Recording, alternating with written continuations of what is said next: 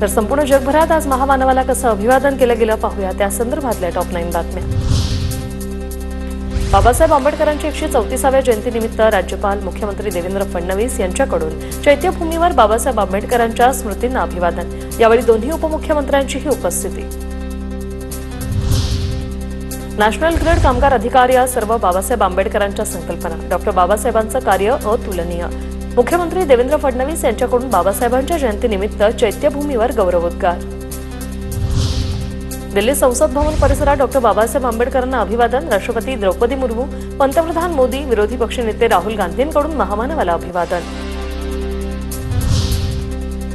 Bharat Ratna doctor Babasaheb आंबेडकरांच्या 134व्या जयंतीनिमित्त आदित्य ठाकरेंकडून वरळीतील आंबेडकर भवन येथे बाबासाहेबांच्या पुतळ्यास अभिवादन। यावेळी आदित्य ठाकरेंनी बँड वाजवण्याचा आनंद घेतला। दादरमधील हिंदू मिल परिसरातील डॉक्टर बाबासाहेब आंबेडकर यांच्या स्मारकातील पुतळ्याच्या कामासाठी 1395 टन धातूची खरेदी। पादपीठ इमारतीचं 20% काम पूर्ण झाल्याचा दावा। हिंदू मिलमधील डॉक्टर बाबासाहेब आंबेडकरांच्या स्मारकाचं काम रखडलं। स्मारकाचं आणि पुतळ्याचं काम पूर्ण होऊन स्मारक डिसेंबर 2026 मध्ये खुलं होणार। संत ज्ञानेश्वर माऊलींच्या 750व्या जन्मोत्सव सोहळ्याचं पंतप्रधान नरेंद्र मोदींना निमंत्रण। सोहळ्याच्या तयारीसंदर्भात विश्वासांनी मुख्यमंत्री फडणवीसांची भेट घेतली। 3 ते 10 मे दरम्यान आळंदीत जन्मोत्सव सोहळा साजरा होणार। नाशिकमध्ये डीजेजवळ उभ्या असलेल्या 23 वर्षीय युवकाचा मृत्यू। डीजेच्या आवाजानं तरुणाचा मृत्यू झाल्याचा संशय।